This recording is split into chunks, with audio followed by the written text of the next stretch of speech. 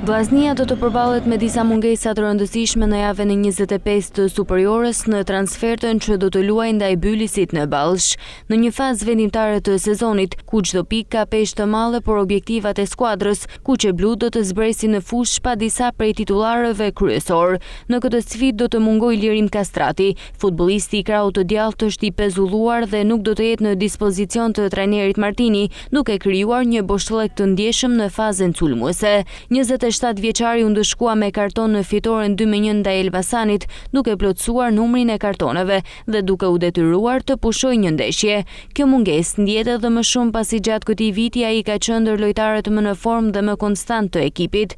Problemet nuk mbarojnë me kaq, pasi edhe kapiteni Bekim Balaj dhe zëvendës kapiteni Erdenis Gorishta do të jenë jashtë për të njëjtën arsye, pezullim për shkak kartonësh. Dy lojtarë që prekin drejt për drejt boshtin e skuadrës, duke dobësuar si repartin ofensiv, ashtu edhe prapa vjen. Balaj ka qenë një pikë referimi në sulm fal eksperiencës dhe nuhatjes para portës, ndërsa Gorishta ka dhënë siguri në mbrojtje me paraqitjen e tij konstante.